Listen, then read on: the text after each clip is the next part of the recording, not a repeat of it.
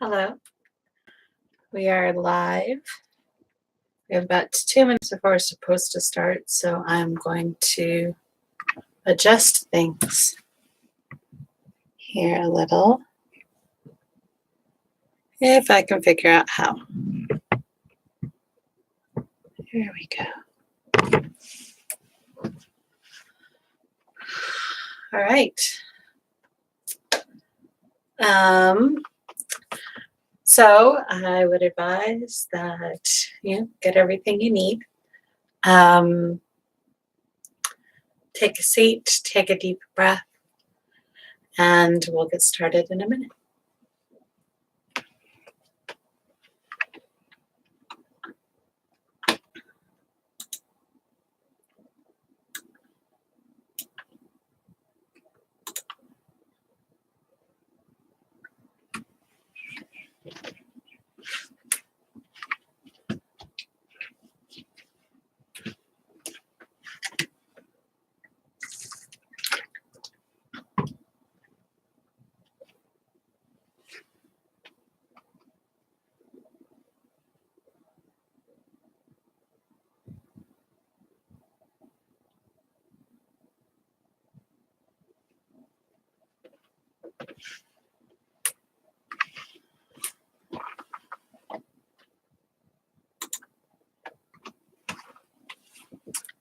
All right. Thank you for joining me. My name is Lila Allen, and this is the Happiness Perspective. Today, since tonight is the full moon, we're going to do a full moon ritual, or we're going to talk about ritual, and I'll show you the basics of Wiccan Ritual. The Happiness Perspective is not just about spirituality, but it is about all of the tools that I have gathered to help me be a happier me, to help me find my truth, to help me celebrate the world in a way that really aligns with what I am inside. And Wicca, is the way that I have found that exists in this current modern world that matches how I would like to celebrate the world, how I enjoy celebrating the world. The best thing about Wiccan and pagan practices when I started was that it was very individual. There was not like there are the Christian churches and all the different. Lutheran does it this way, and Catholics do it this way, and Jewish does it this way, and Muslim does it this way. Wiccans within the coven would do it a certain way. They try to hand down their practices from one person to another, but it really is an individual thing. And like all the different churches, you'll find out as you go, if you are, say, a Catholic and you practice at one church and then you go out of town and you go to another church, there are going to be subtle differences. The liturgy, I believe is the correct word, will be the same. The format is generally the same, but the songs that are used, the hymns that are picked, the stuff that is used for the meal, it is all going to be a little different, whether or not they do it with Latin, whether there's guitars in the choir. So in that respect, Wiccan and many of the pagan practices that I have witnessed are individualized like that. The community ends up influencing and creating. The thing I liked best about Wiccan is that the main golden rule is, and it harm none, be ye free. So as long as it's not hurting anybody, then you get to do what you want to do. Now, harm is one of those things where you have to really sit down and figure out what it means inside you. But harm also has to do with the self, which is the one I have struggled with the most.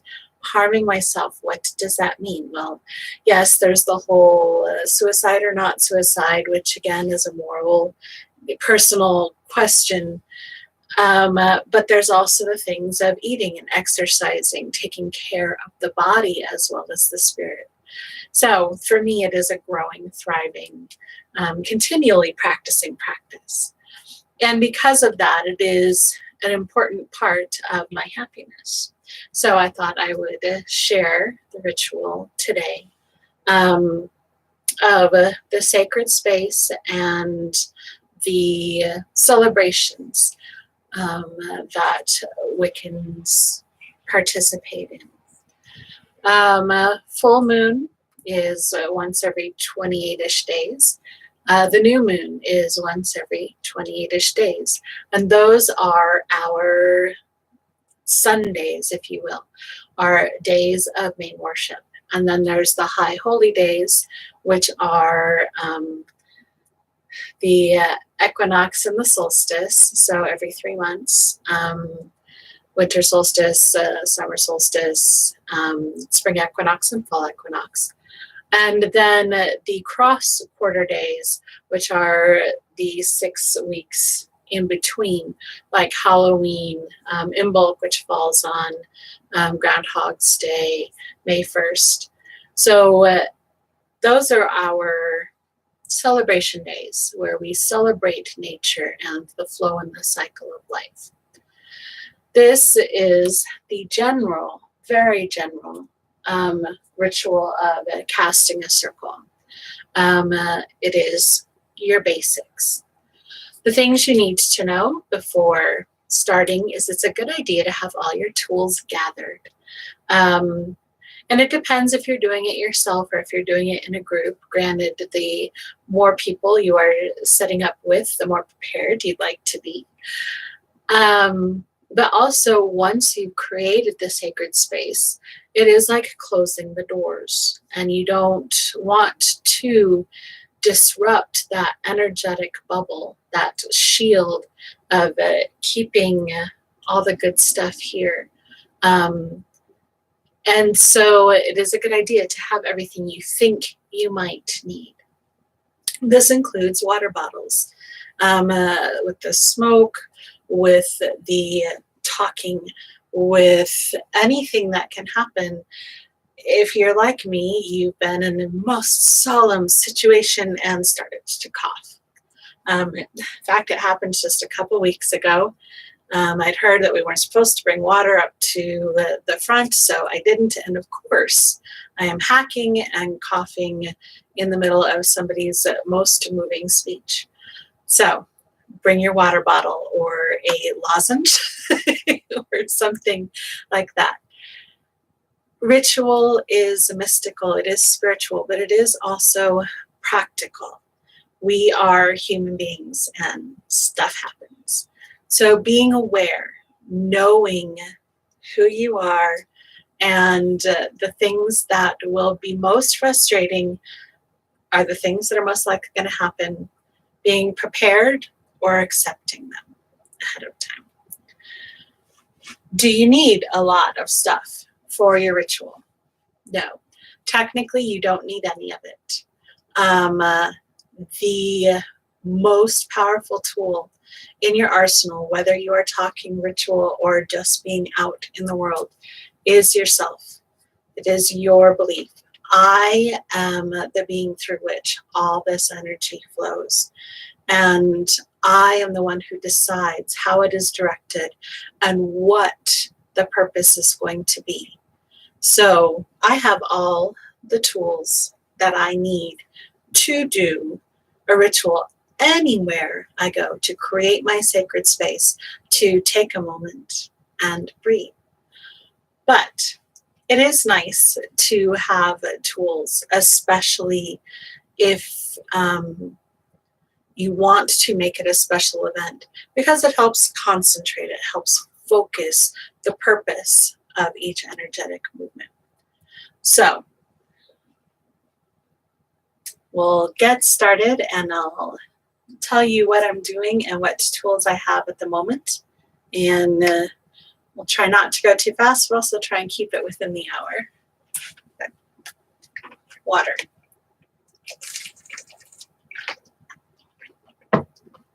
My first teacher, by the way, was Scott Cunningham. He did things like Wicca, a guide for the solitary practitioner. I don't think it's out in this cover, but I think it is still available. And that is the other thing I really like about Wicca. And I don't know if other pagan practices have this option also, but it is possible to learn and do and be and create yourself. Some of us find it easier to be real, to celebrate in private, to be that vulnerable, to be that strange and exotic, to be mystical, or to be practical in private, because we're not trying to live up to somebody else's, this is the way it should be done. And we're not trying to be what we think other people think we should be. So Scott Cunningham was one of my first teachers. And it was very frustrating because he would say, whatever feels right. Here's an example, but do what feels right. Like, no, I want you to tell me what to do. But one of the things I really enjoyed that he said was, yes, tools, jewelry, garments, they are nice and they are able to help make the moment special. But if you lose your robe or lose your ring or forget to bring your broom, that does not mean that the ritual cannot be done. That is why they are tools and not essential implements. Again, we are the essential implement. So once you've decided to have a ritual, to create your sacred space, and this doesn't just need to be for a full moon or for Thanksgiving or for initiation, creating the sacred space can be anytime. It can be helpful to set up your meditation. It can be helpful when you just want to say a prayer, or focus on one object, or cast a spell. But any ritual is about doing something over and over that creates an effect or a space or a place of being for yourself. So I like to call it creating sacred space because that feels spiritual and it feels clean and it feels consecrated, which it is. So the first thing, the second thing, because the first thing is deciding that you're going to do it, deciding what you want to do within it. But once that is done and you know where your space is going to be, first thing is to actually physically clean it. Create the space, create the area. Give yourself room to sit and walk. Vacuum is very important because you don't want to be standing on things. Let's see if I've cut my head off now. Okay. And, giving yourself the actual physical cleanliness, because that is part of it. Again, there is the physical and the spiritual, the mind, body, and spirit. It is all ideally one. So we cleanse our space, and then we cleanse our space. It also includes cleansing the things you're going to use. This is an altar. What is an altar? An altar is a place where you place your tools and things that are going to help you, again, focus your purpose, thing to place things on, especially candles, because you don't want to be dancing around exuberantly and knock something over and set fire to everything, unless that is your purpose to majorly transform the whole place, which I think I'm supposed to totally discourage you from since this is live public. Okay. So I cleansed the altar, also wiped it off physically, and then put down my altar cloth, which I like to have. It makes it festive. It makes it pretty. Again, it makes it special. The clothes I choose to wear are because they make me feel pretty or mystical.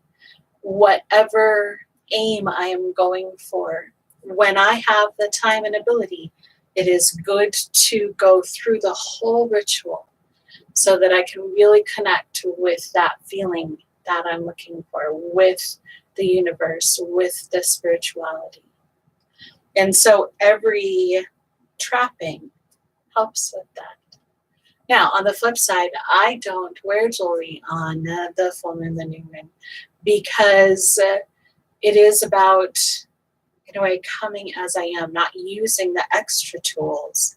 So it's about being one with the real energy that I have without being filtered through the other stones. Is that different when I go out and practice outside? Yes. Yes, it is. But here in the safety of my room, I'm pretty sure there's a song about that. I don't use tools, and I only actually have my hair up so it won't get in my face today. So I do a balance between natural and my clothing. I'm not one who dances naked under the full moon. Some do, some don't. It is about gathering energy and feeling mystical, and it is not, in any coven I've been in, a requirement. Okay, so we've cleansed physically the space. The next thing we're going to do is cleanse energetically the space. Now, for most, you use the broom. And there are different ways people say to store your broom.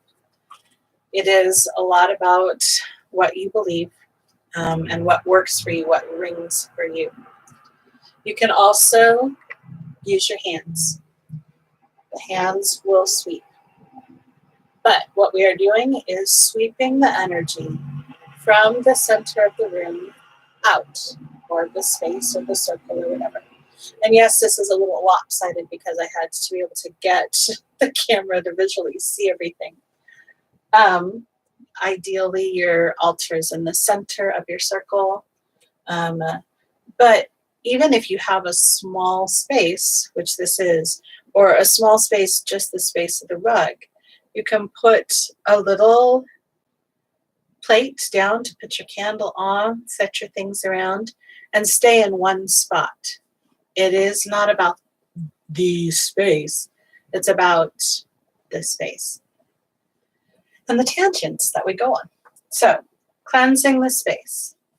We always start in the east. And I know this is the east because the mountains are over there. Some people actually do use compasses to make sure.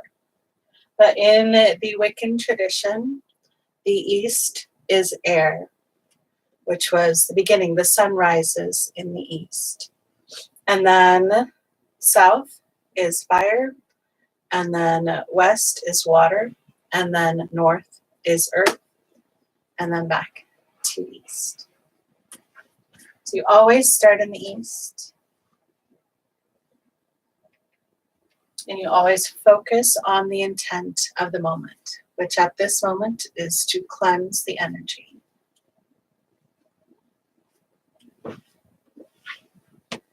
And you almost always go clockwise.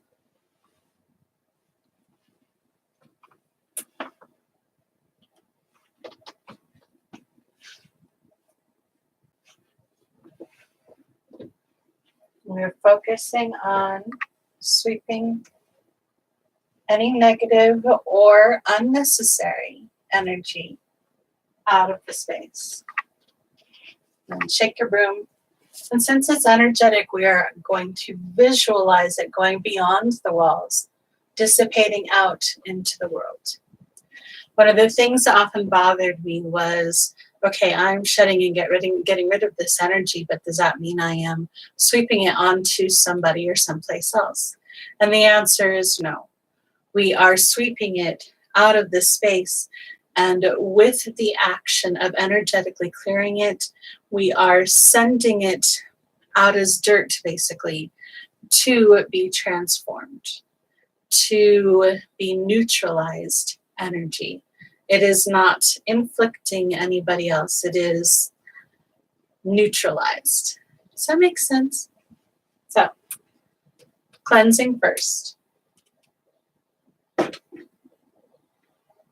Next is creating your circle, kind of setting the boundaries of your space.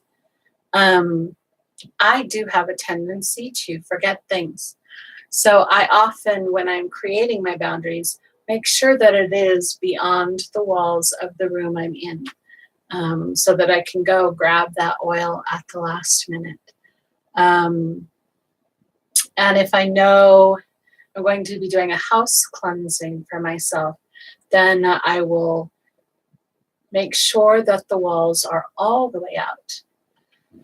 So intent and visualization are a very important part. Again, we are the ones who direct the energy. The movements, the tools are simply to help focus. But I direct the energy. I pushed the old energy out and cleared this space. And now I'm going to fill this space with good positive energy. When you are setting the boundaries, there is the athame or athame, depending on who you are, or athame, yep, there's another way to pronounce it, which is often a dagger. Some people actually do use a sword. It is pointed and it is directional, again, directing the energy. So that you can use, or again, you can use your hands, pointing and directing the energy. Now, the energy comes from here. If you were at the centering class we did a couple weeks ago, that is where the energy comes from. So let's take a moment to settle in, which is what I should have done at the beginning, not should have, but intended to do at the beginning and forgot in my excitement of getting everything going. And take a deep breath and blow it out. And take another breath and just allow it to flow in and down. And release. More energetic clearing of all this sacred space inside. And one more, inhale. And exhale. And allow your attention to come to this time in this place. Allow yourself to settle in. Allow yourself to center. To feel the energy come from above and come from below. And center in your heart space. This is our intention. This is where the energy that we direct comes from. We program it here, but it comes from here. So we are creating the sacred space. We are setting the boundary. And when you do this, you are thinking sacred space. You are thinking that this is the area that is consecrated for my spirituality, for my greatest and highest good, for whatever work or meditation or thought process I am going to do. Scott Cunningham gave us a chant, not but love can enter in, not but love comes from within. Others make their own poems as they go along. It's something to play with and work with, and it does not have to be the same every single time. Rephrase. It can change every single time because your needs and desires and yourself change every single time. Again, we start in the east.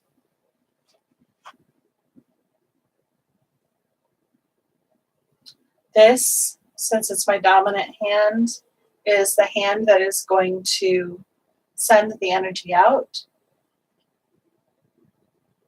And again, I'm going to focus it outside. So the energy goes through the hand and visualizing out to the edge of the circle that I'm creating.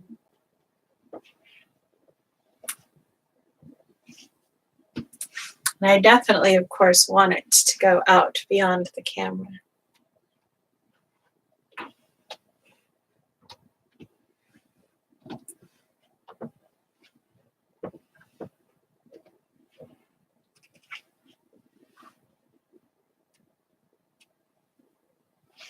There comes a point where you know what it feels like.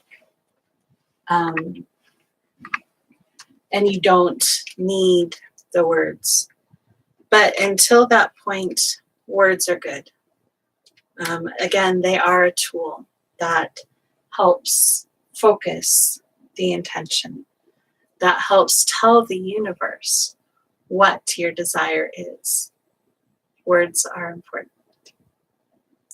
Now, once we've set the boundaries, then it is time to seal them.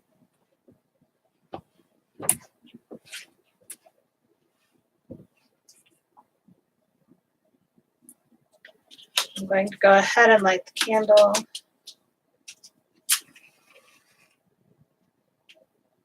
Which people do at different times. But I like to light my sage or incense or whatever from the candle.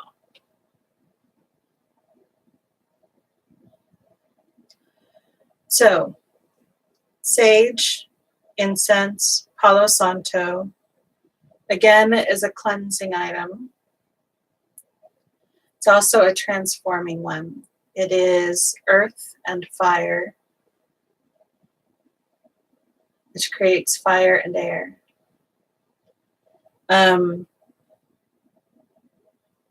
It is considered the breath. And it is made, of course, again, with the fire and the earth. So it is a combination of the two. This is going to differ from place to place, but it is considered mostly representative of fire and air, even though it is fire on earth. So you can see that there are some things that I do a little differently. But incense, again, good for cleansing and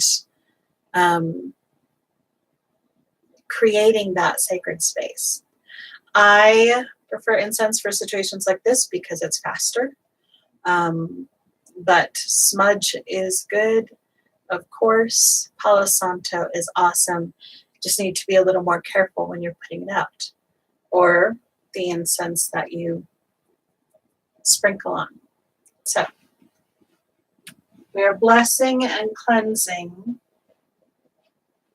this space that we have created, the circle. We're sealing it with fire and air.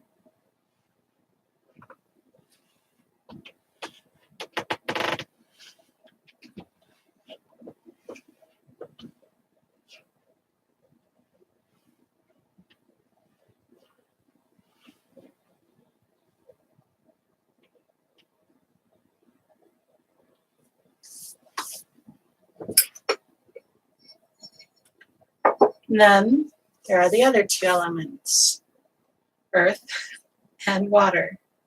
This would be the water. Usually represented by salt and water. Himalayan pink salt. And this is how one makes holy water. You put the salt into the water and you bless it.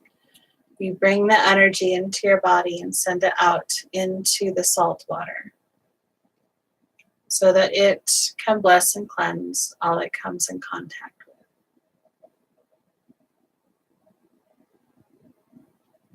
And again, you sprinkle it around the circle.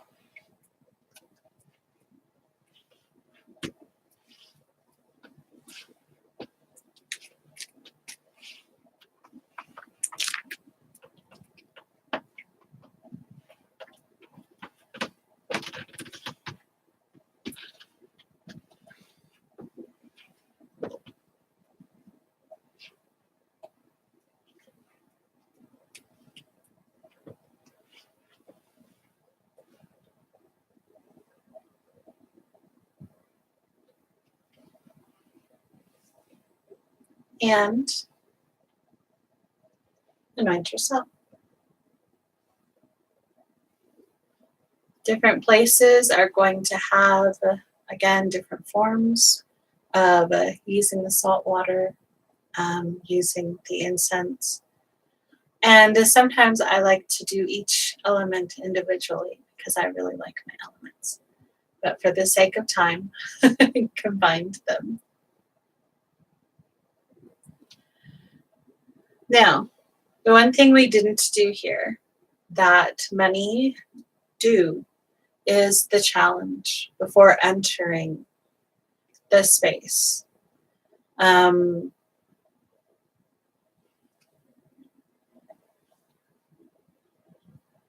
the reason for this challenge is to allow you to look inside yourself, to set everything else aside, and to be in this time and in this moment, to bring your best self to the ritual.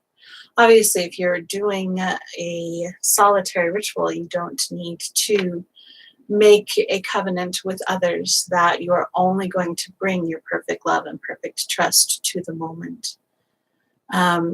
But in a group, especially in a more private ritual, many will.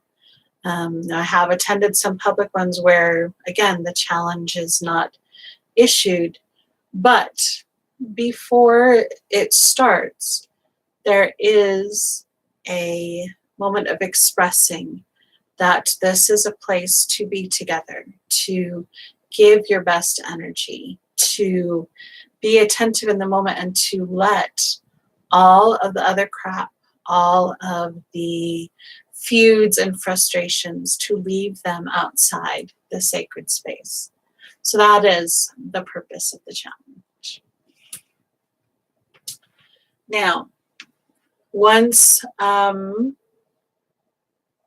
everything is cleansed and sealed, this is sacred space. Nothing can come in that is harmful. Only love can enter. Only love can come from this place. Only things for and through my highest and best self can enter this space, because that is my intention for it. And I like to just, at the end, seal it to make sure that it is all strong and solid, to make sure that as above, so below, everywhere around me is sacred space. Once you have created the space, then you call in the beings that you wish to assist you. Calling the quarters, calling guides and guardians, calling deities. So, I'm going to check my time because I have a feeling I'm talking a lot. Yes, all right. So, I'm remembering to always go clockwise. So we call the quarters, which are the elements. You can do a big, long thing. You can do a small thing. Some people command the elements to come. Some people call the watchtowers. Again, depends on the tradition of your coven and the things that have appealed to you. Me, I am on a very friendly basis with the elements. They are my peeps. We've been through a lot together. I like to be a little formal. I do have this whole long thing when I have time, but we're going to do it fast and easy. So, to the east.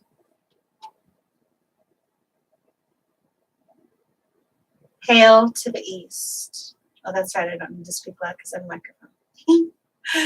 Hail to the east, Lord of air. Honor to thee and thy elementals. We ask the air to bless this circle. Hail and welcome.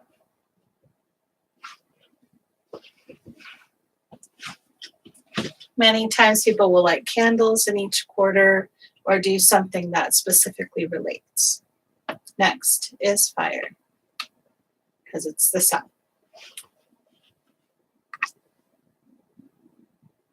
Hail to the south, Lord of fire. Honor to thee and thy elementals. I call thee fire to bless this circle.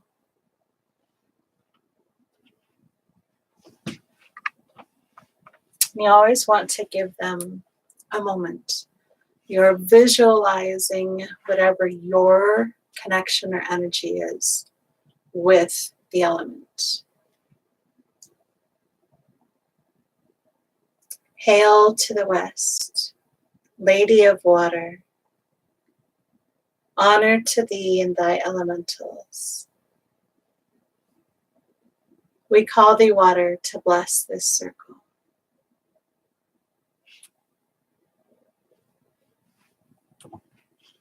And north is earth. Hail to the north, Lady of earth. Honor to thee and thy elementals. We call the earth to bless this circle.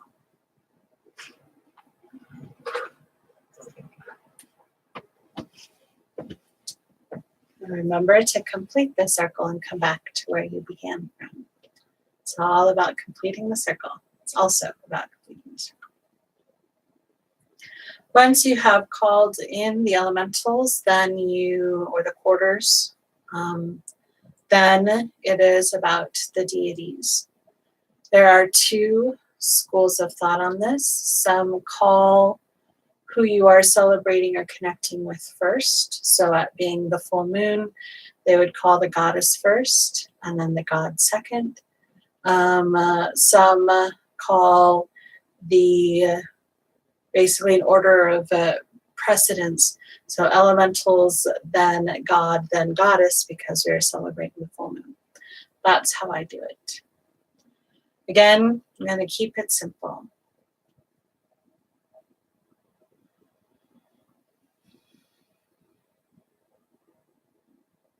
Hail to thee, God, Father, Brother, Son, Wise Man. We ask thee to bless this circle.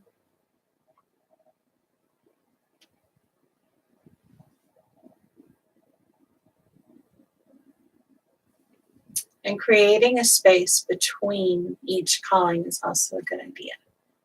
So they're individual.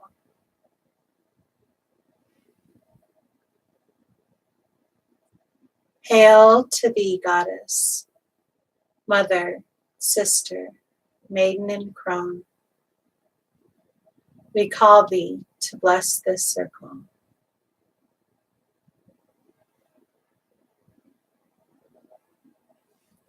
And yes, I like to use fun, archaic, poetic language, these and thous. It is different for everyone. There was once a circle, well, not necessarily a circle, but we were doing a breathing before an event, and someone asked me to call the elements, and I said, yo, what's up? And there they were. So it all depends on the space and on your truth and on what you need for the moment.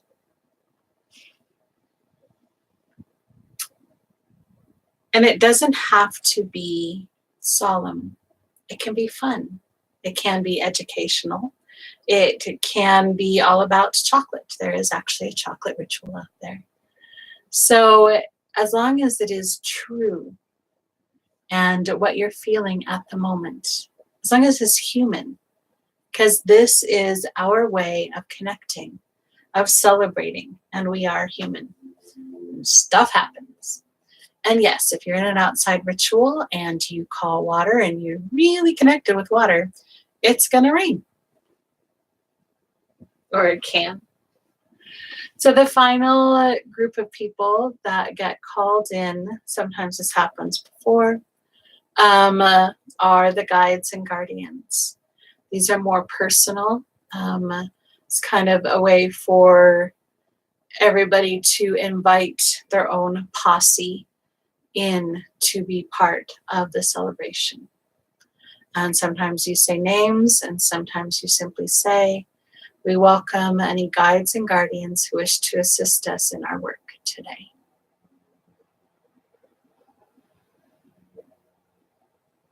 The most important thing you can do, the most important thing, is allowing that moment. Whether you are creating a full-blown ritual, whether you are in the middle of 100 people, or it's just you, and you're taking 3 breaths, allowing that moment of being, of energy moving, of grounding and centering, of the elements coming in, giving it space to exist. Because it's so easy to rush through and do everything. But allowing it to exist in that space is, at least at this time for me, the biggest practice and the most important thing.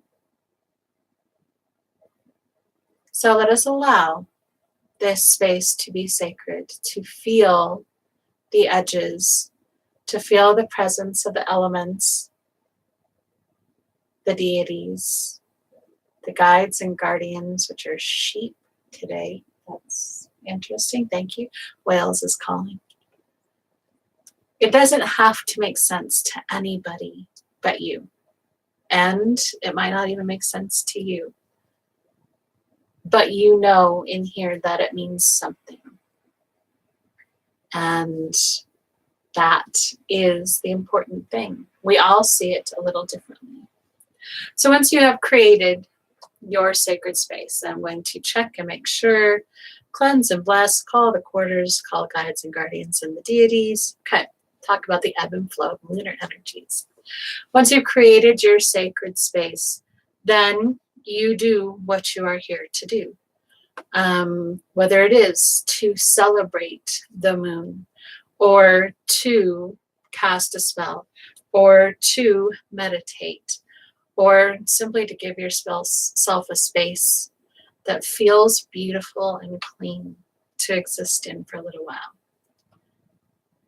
That there was creating the space. Now you can do whatever you want with it in love and light. And so I'd like to talk just briefly about lunar energy. The full moon is tonight. Mountain time, it's approximately 10:20 p.m. I believe there is a lunar eclipse, which I haven't paid much attention to. The general feel of the full moon is that of bringing things to fruition, of bringing energy to things you would like to create, of letting it be full and powerful and out there, of bringing light to it or bringing it to light. So it is the waxing of energy, the top of the wave.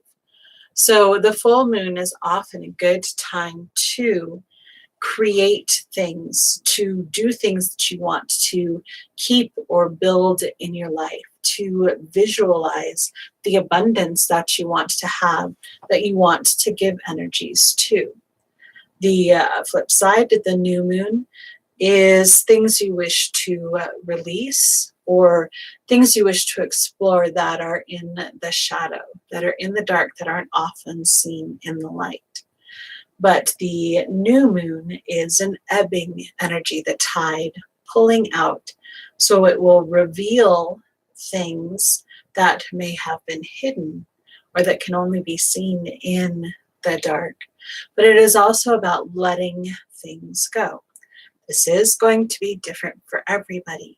That's why there's so many of us out there, because something is going to appeal to you at the time.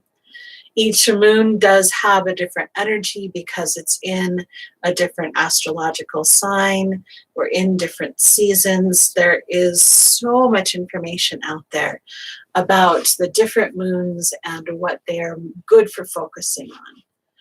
Some people believe that it is the 3 days of the moon. So the full moon and each day on or night on either side of it, or the new moon and each day or night on either side of it. That is when it's good to participate in whatever rituals or celebrations or spell work or prayer that you wish to do relevant to those times. Planting seeds, beginning something new, ending something. 3 days. Others say it is definitely about the energetic flow. So you ride the abundance to the top of the peak. And then, since the moon is full at 10:28, that means it's going to start ebbing at 10:29 because nothing is static in the world. You start focusing on what you are releasing to the culmination of the new moon. For others, something I just recently saw, it's 7 days that you are focusing for the moon's energy, with the full moon being at the center of it. And so the 3 on one side and the 3 on the other, that is your window. What feels right for you? What feels like it is in alignment with what work you're doing? What just pops into your head for this is how it needs to be now? You get to control the energies. You get to decide what feels right. And sometimes it's going to take experimentation. I think it should work this way, but it never quite does. So now I'm going to try it to work this way. It is all about the sacred space that you create, the energy that you put out there, the truth that is in you, and thus creates the world around you.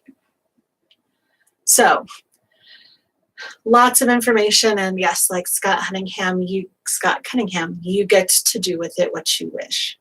For a while, I really like the idea of it ebbs until, or waxes until that moment, and then it goes the other side.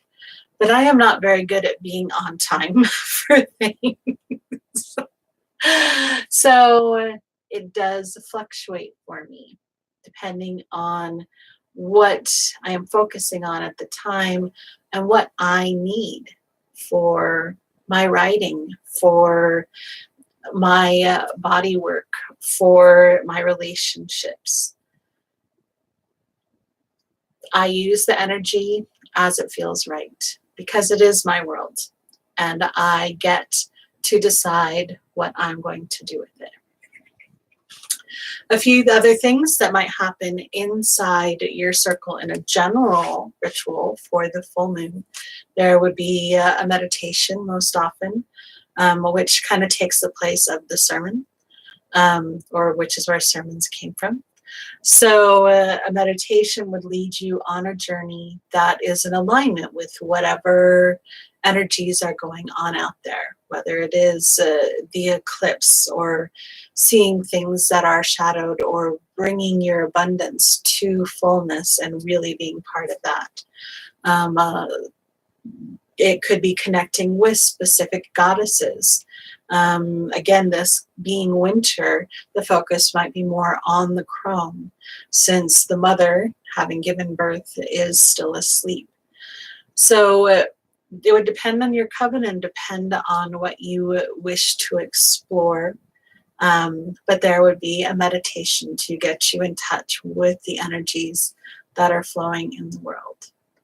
And then there would be spell work, energy work, healings, depending on how many people there are, card readings, something to connect with the mysticism, because that's what we are. We are believing that we are magic, that we connect with the world, that there is information coming to us, and that we have skills and knowledge that we are receiving from the gods, from the elements, from nature, and we are using all of our gifts. So being in a circle after creating the sacred space is a great time to celebrate your gifts, to write something, to sing something, to do readings or healings, or to build something.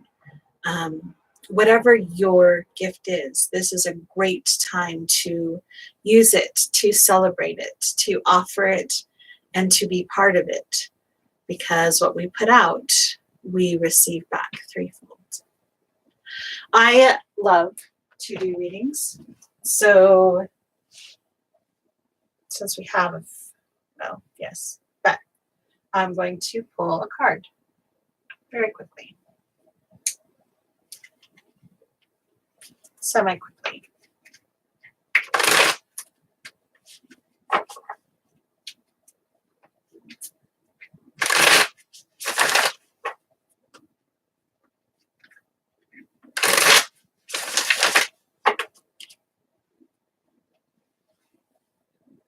How do you pull a card?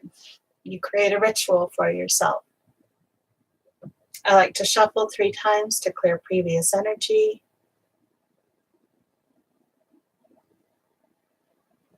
And then either feel it or shuffle another number of times. Today's card is the Ace of Bows, Spark of Life. I can't remember the name of this deck. It's the Wildwood deck. The Ace of Bows, the Spark of Life. Ace is beginnings. Bows is, because stone is earth, chalice is water, arrows themselves are fire, so bows are air. The idea, Ace of Bows, Ace of Air. The ideas that get out there, that begin things. The spark of life. In any thing that is created, first there has to be an idea. And we have to blow on it to give it continual life. We have to give it energy for it to grow. Thousands of ideas pass through the mind every day. May not notice them, but they are there. Little things like, oh, what about this? What about this? What about this? That's why it's so easy to get stuck in the brain. Greenwood Tarot. No, I really don't remember.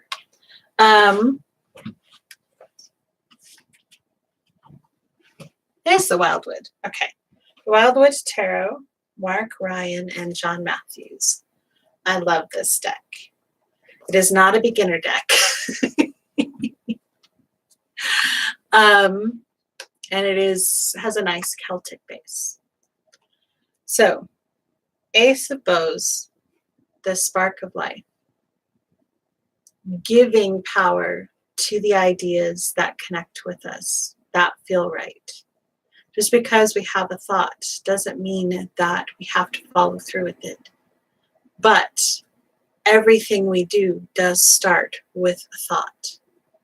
And when that thought catches fire, when it sparks joy in us or gets our interest, that is the beginning of something. And we can choose whether to continue to feed it or to let it to smolder or to just put it on the back burner. But all awesome things, all creation starts with the thought first. So that is our card for today.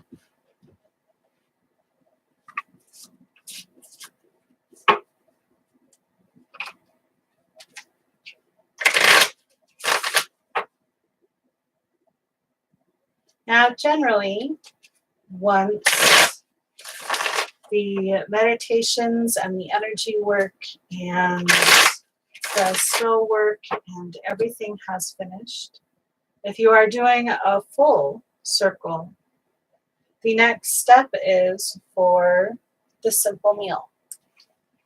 And of course, that is what I forgot to bring to the table. The simple meal serves a couple purposes. One is it is a communal meal. You are sharing bread and water or wine or whatever with everyone you have celebrated with. You are creating a bond.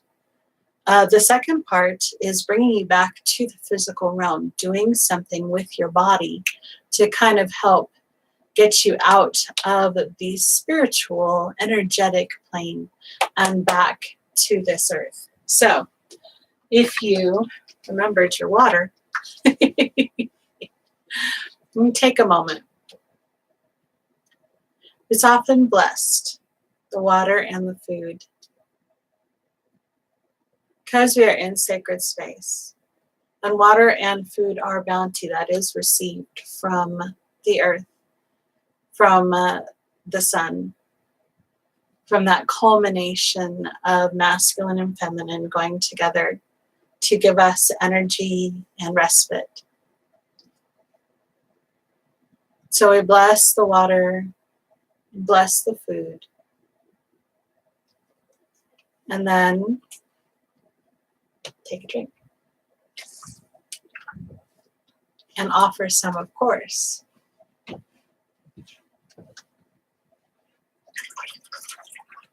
To the deities.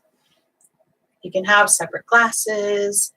You can have, I like to have tea parties sometimes where everybody gets their own cup. Or take it to the ground, whatever works for you again. I was going to say something else about food and water, but I don't remember. So, and then your ritual is finished. And you open the circle because you closed this space. You created this space. You want to dissipate it. You want to return it also to the physical world. You're going to do things in reverse. And this is the one time that many places will go counterclockwise to undo what you have done. So, guides and guardians who have attended, including the sheep, we thank you for your presence here.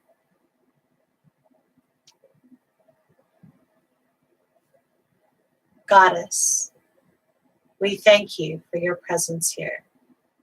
Hail and farewell.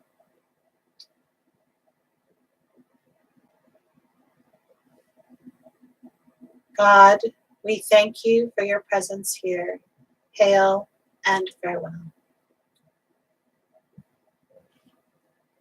Now, some will again start with air and then undo, but I like to totally go backwards.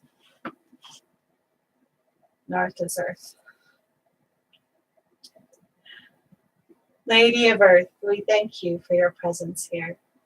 Hail and farewell.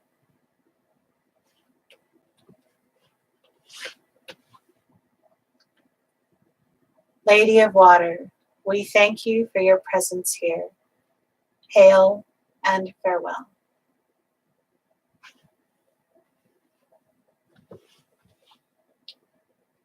Lord of Fire, we thank you for your presence here. Hail and farewell.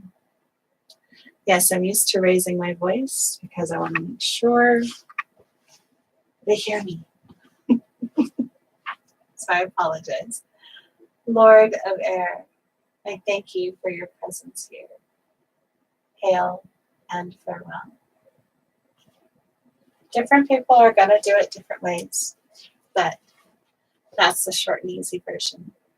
And now, yes, you undo the circle. So, starting in the east, You are right. I did the bubble. So first, I'm going to open up the bubble and ripple it up. Then I will start in the east. Undo. You can do it with the knife or just do it with your hands. Basically visualizing it all dissipating. Some people collect it back because it is energy that you put out there. Some just dissipate it as a gift for the elements, the deities. And thus, your circle is ended. I'm a little over, well, that's 12:28. So that was a not so quick, but hopefully informative ritual creating of sacred space for the full moon, kind of, sort of. What I would like you to take through the day is that it is all about your gifts, that ace of bows, the spark of life. You get to choose what you give energy to. You get to choose what you call into your life. And you get to choose what you let go of in your life. You get to choose what you are going to be a full moon for, what you want to shine in your life. And you get to choose what gets eclipsed, what gets put either on the back burner or put away. There are so many things out there. There are so many options and possibilities and opportunities and people telling us we could do this and we could do this, we could do this, we could do this. What feels right for me? What feels right for you? What feels abundance? What, when you step out into the full moon or into the sun and say, this is what I'm doing, what gives you that little giggle inside? Even if it is terribly difficult to turn on the camera and show the world how you celebrate things, what brings that joy in there to share? Not only what are you attracted to, but what do you wish to give to the world so that it grows, so that there's more of it, so that it can come back to you. That's the full moon. All right. Events coming up before the next class. The next class will be in 2 weeks. And that will be the 3rd of February. So what is happening before that? We have Imbolc, which is the 2nd of February, Groundhog's Day. I like to call it the snooze button day. It's when, for me, Mother Earth just kind of wakes up and says, do I want to get up or do I want to go back to sleep for another 6 months? Or 6 weeks. It goes again along with that whole, is there going to be more winter or is it going to be early spring? It is actually based on the time when the lambs start being born and milk starts to flow. So interestingly, it is an earth ritual, even though it might be a sun celebration, because it is about the flow of nature. There is also going to be, okay, not within the next 2 weeks. Martin Luther King Day is tomorrow. And that is all I'm seeing.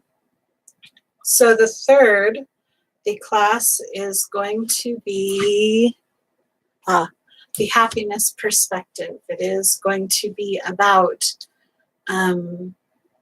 basically, you are the only one who knows what's right for you, and I can prove it. So that will be the 3rd at 11:30 through YouTube, if that's how I figured out how to work it.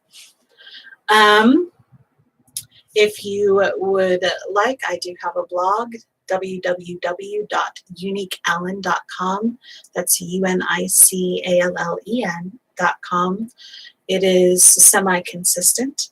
I write my meanderings. I'm working on this thing right now where I pull a rune every day and then write something about it. Sometimes it goes up, sometimes it doesn't.